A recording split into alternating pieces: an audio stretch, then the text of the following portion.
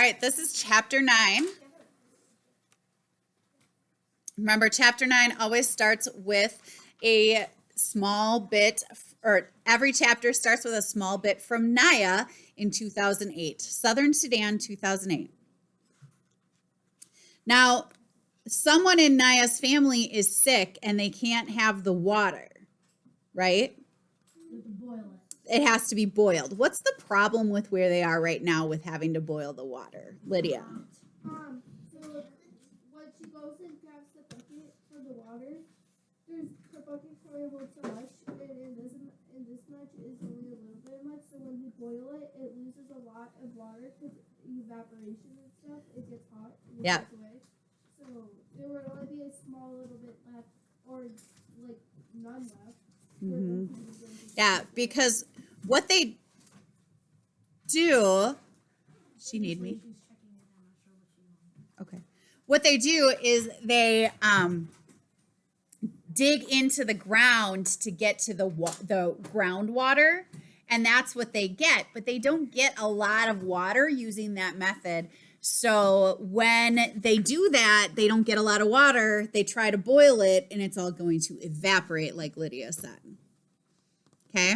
Is it kind of like when you dig a deep hole by the beach, how a little bit of water starts coming through because of the water pressure and sea level? Mm-hmm. Yes. So they must be pretty far away from the ocean and in a desert.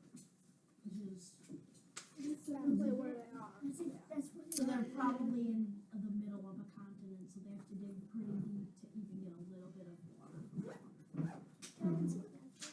water. Naya's family had been back in the village for several months.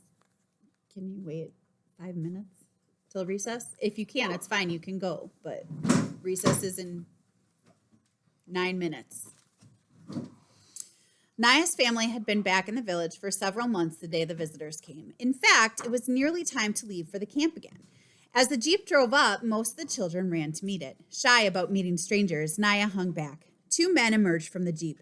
They spoke to the biggest boys, including Naya's brother Depp, who led them to the home of the village's chief, his and Naya's uncle. The chief came out of his house and greeted the visitors. They sat in the shade of the house with some of the other village men and drank tea together and talked for a while. What are they talking about? Naya asked Depp. Something about water. Depp replied. Water? The nearest water was the pond, of course, half a morning's walk away. Anyone could have told them that. Salva, Southern Sudan, 1985. Salva had never seen anything like the desert. Around his village, Lunarik, enough grass and shrubs grew to feed the grazing cattle. There were even trees, but here in the desert, nothing green could survive except tiny evergreen acai bushes, which somehow endured the long winter months with almost no water. Uncle said it would take 3 days to cross a kobo. Salva's shoes stood no chance against the hot, stony desert ground.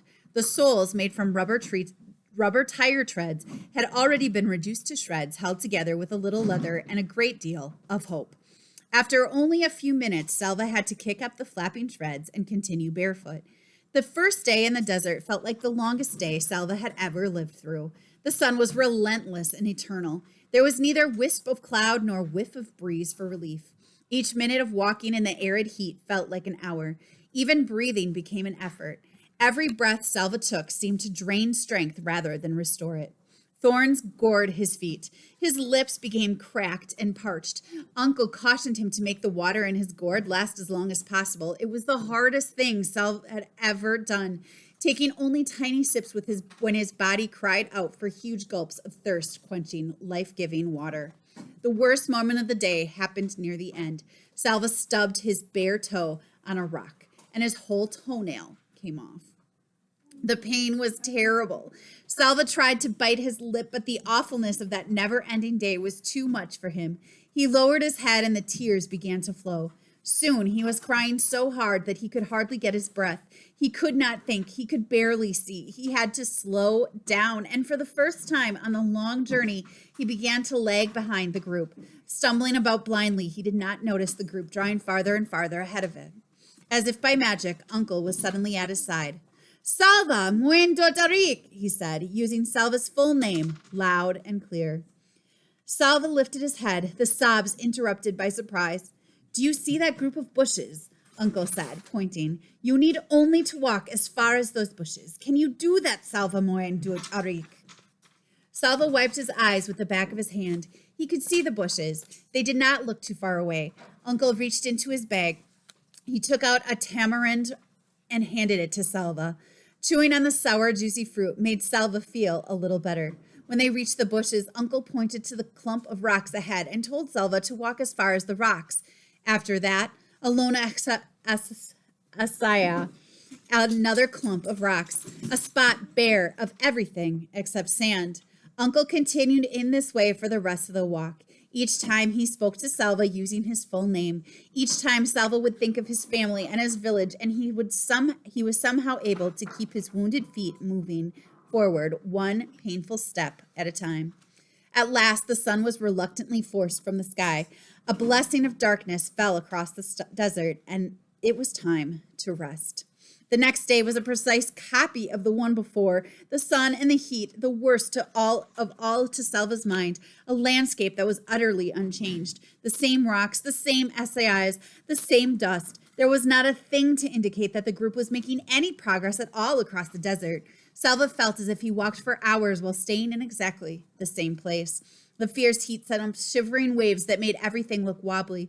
Or was he the one who was wobbling? That large clump of rocks up ahead, it almost seemed to be moving. It was moving. It was not rocks at all. It was people.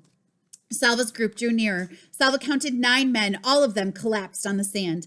One made a small, desperate motion with his hand. Another tried to raise his head but fell back again. None of them made a sound. As Salva watched, he realized that 5 of the men were completely motionless. One of the women in Salva's group pushed forward and knelt down. She opened her container of water. What are you doing? A man called. You cannot save them. The woman did not answer. When she looked up, Salva could see tears in her eyes. She shook her head then, poured a little water onto a cloth, and began to wet the lips of one of the men in the sand. Salva looked at the hollowed eyes and the cracked lips of the men lying on the hot sand, and his own mouth felt so dry that he nearly choked when he tried to swallow. If you give them your water, you will not have enough for yourself, the voice shouted. It is useless. They will die, and you will die with them.